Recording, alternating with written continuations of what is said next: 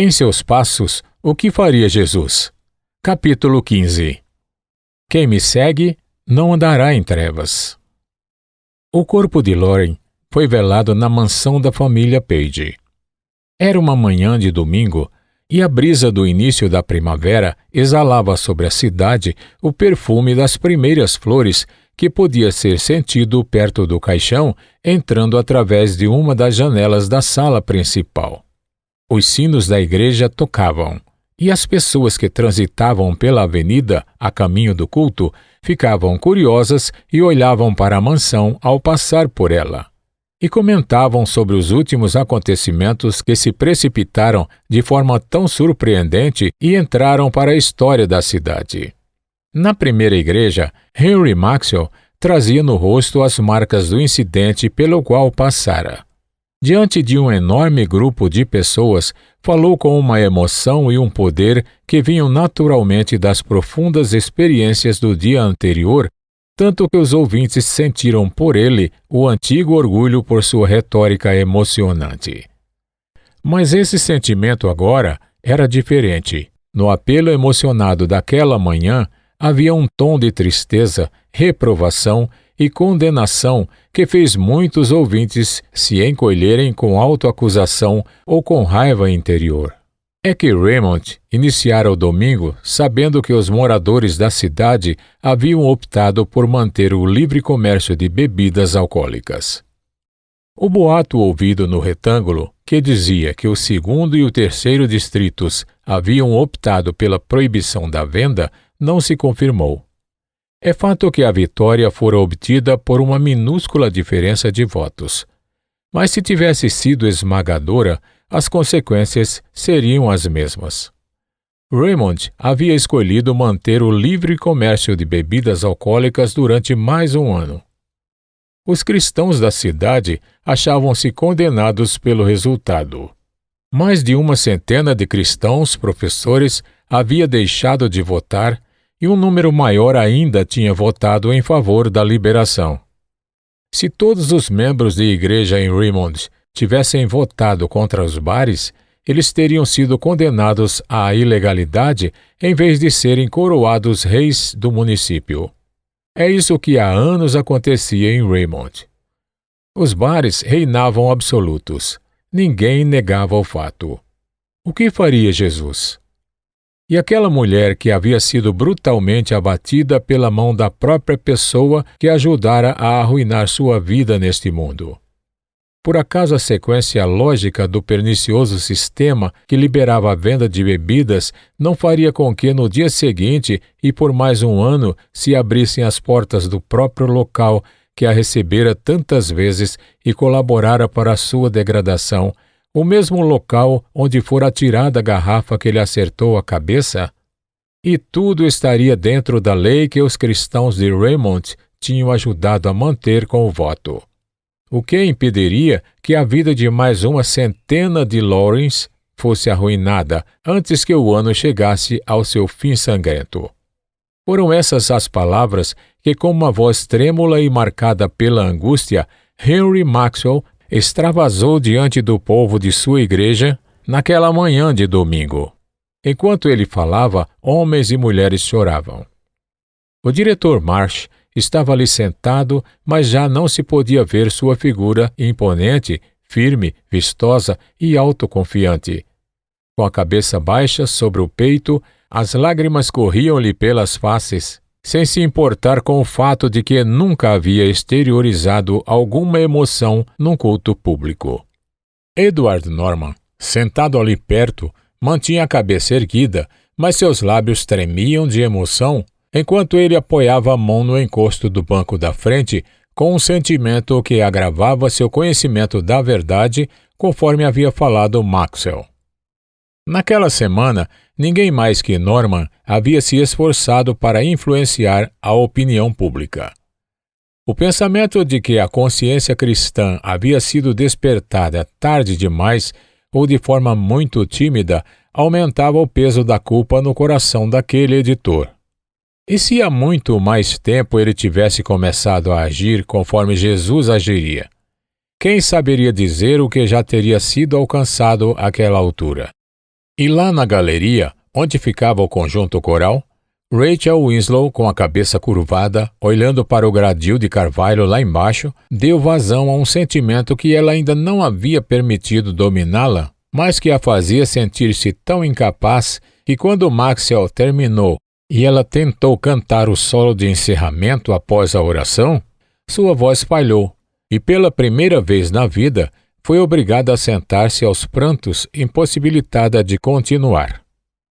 Por toda a igreja, junto com o silêncio que se seguiu a essa cena, ouviam-se pessoas chorando e soluçando.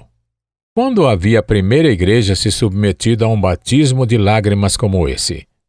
O que havia acontecido com sua ordem de culto rotineira, perfeita e convencional, isenta de toda emoção comum e impassível diante de qualquer empolgação insensata?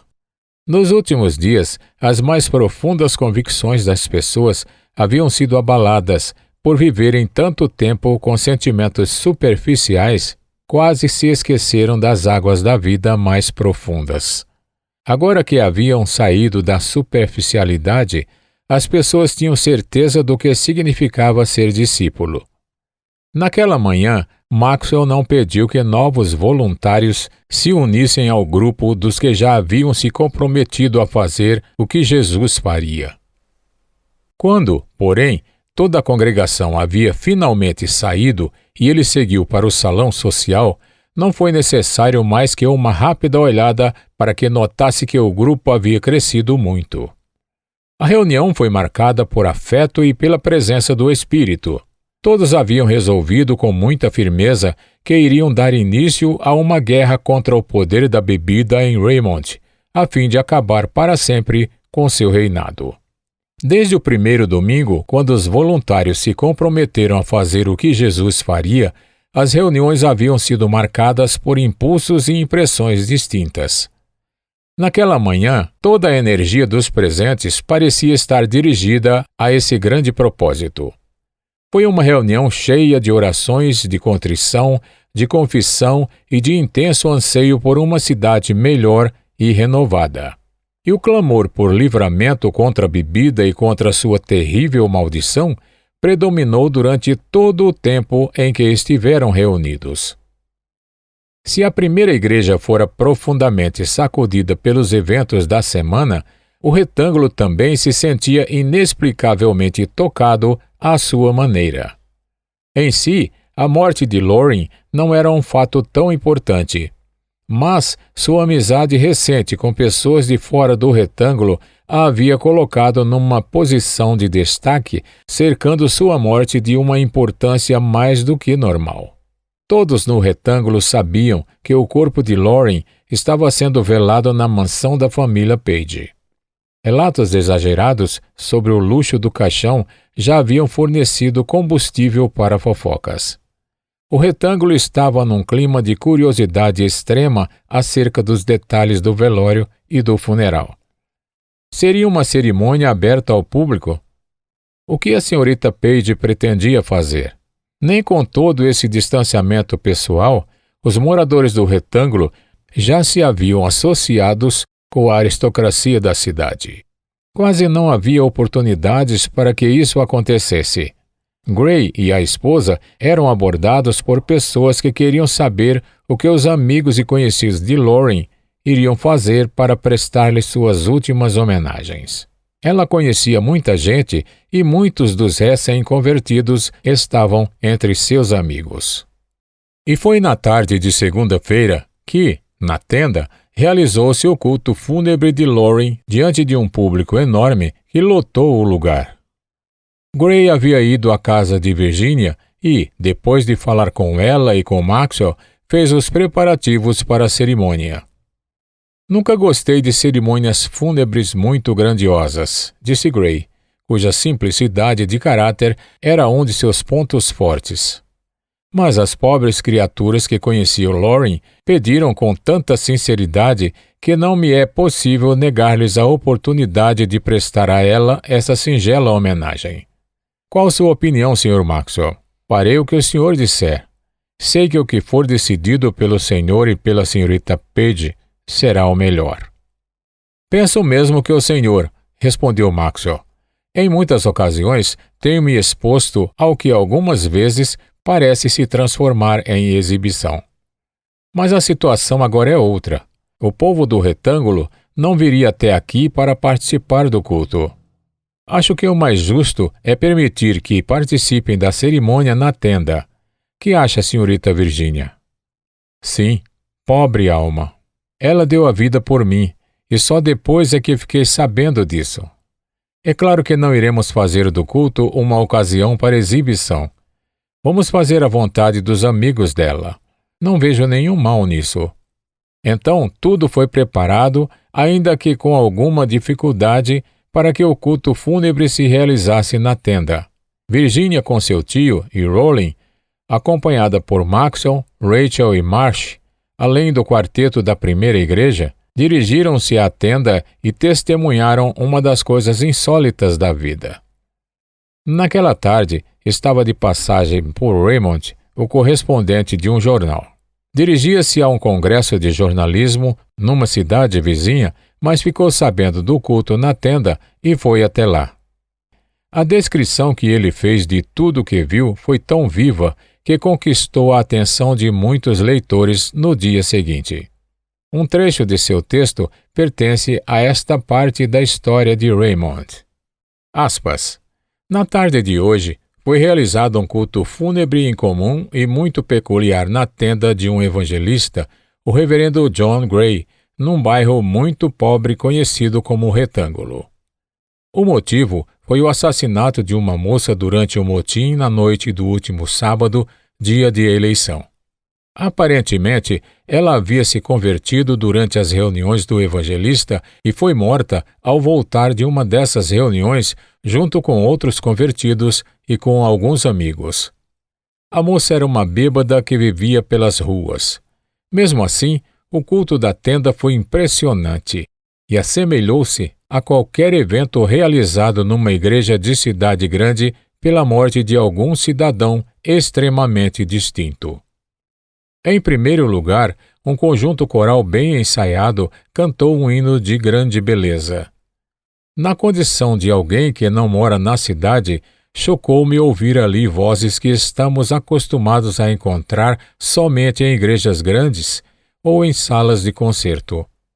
Mas o que mais me impressionou na parte musical foi um solo feito por uma moça de grande beleza, conhecida como Senhorita Winslow, que, se bem me lembro, é a jovem cantora que havia sido convidada por Crandall, gerente da Ópera Nacional, mas que por alguma razão recusara o convite que a levaria para o mundo artístico. Ela demonstrava uma aptidão maravilhosa para a música e todos já estavam chorando desde as primeiras palavras de seu solo. É claro que um efeito desses é comum em cultos fúnebres, mas a voz da moça era incomparável. Sei que a senhorita Winslow canta na primeira igreja de Raymond e provavelmente poderia ganhar o que quisesse como cantora profissional. Quase com certeza, logo ouviremos falar dela. Uma voz assim lhe abriria as portas em qualquer lugar que fosse. Não só a parte musical foi singular. O evangelista, homem de feição muito simples, de estilo modesto, falou algumas palavras e foi seguida por um homem de aparência fina, o reverendo Henry Maxwell, pastor da primeira igreja de Raymond. O Sr. Maxwell mencionou o fato de que a jovem que morrera estava plenamente preparada para partir, mas referiu-se com grande consciência aos efeitos que o comércio de bebidas exerce sobre a vida de homens e mulheres como a jovem que estava sendo velada. Na condição de cidade ferroviária e como centro comercial e de distribuição para a região, o lugar está cheio de bares. Percebi nas palavras do pastor que fazia pouco tempo que ele havia mudado de opinião sobre o livre comércio de bebidas alcoólicas. Suas palavras foram de enorme impacto, mas não deixaram de ser adequadas para um funeral. Em seguida, aconteceu o que talvez tenha sido a parte mais curiosa daquele culto tão diferente. As mulheres presentes na tenda, pelo menos uma grande parte delas junto ao caixão, começaram a cantar baixinho e em meio às lágrimas. Eu era uma ovelha perdida. Enquanto cantavam, outro grupo de mulheres levantou-se e, em fila, começou a passar junto ao caixão, cada uma colocando uma flor sobre ele à medida que passavam. Quando voltaram aos bancos, outro grupo de mulheres se levantou e fez o mesmo, também deixando flores sobre o caixão.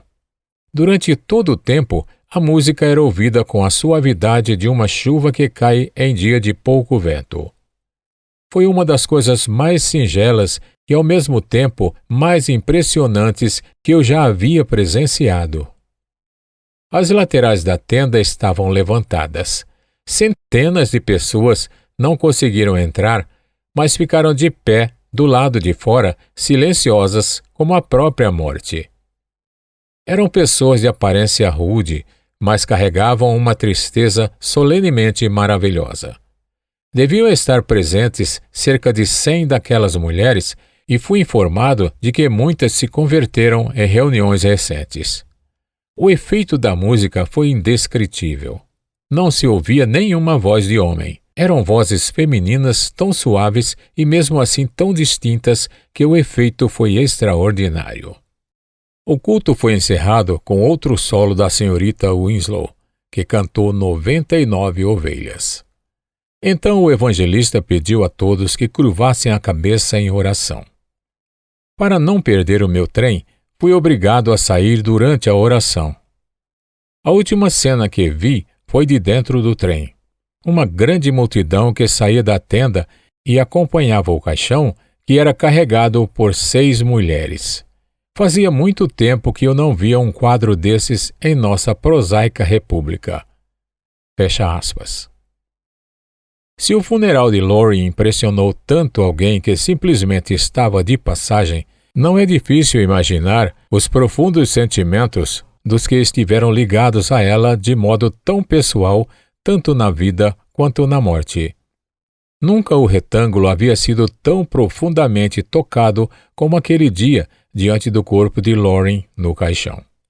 E o Espírito Santo havia derramado poder especial sobre todo aquele ato. Naquela oportunidade, tocou um grande número de almas perdidas, mulheres em sua maioria, conduzindo-as ao aprisco do bom pastor. Registre-se aqui que as palavras de Henry Maxwell com relação à abertura do bar de onde fora tirada a garrafa que matou Lauren confirmaram-se quase em sua totalidade. O lugar ficou fechado por ordem das autoridades na segunda e na terça-feira, enquanto se dava a prisão do proprietário acusado de homicídio. Mas nada ficou provado contra ninguém, e no sábado da mesma semana o lugar já estava funcionando como se nada tivesse acontecido. Ninguém jamais foi condenado por tribunais humanos pelo homicídio de Lauren.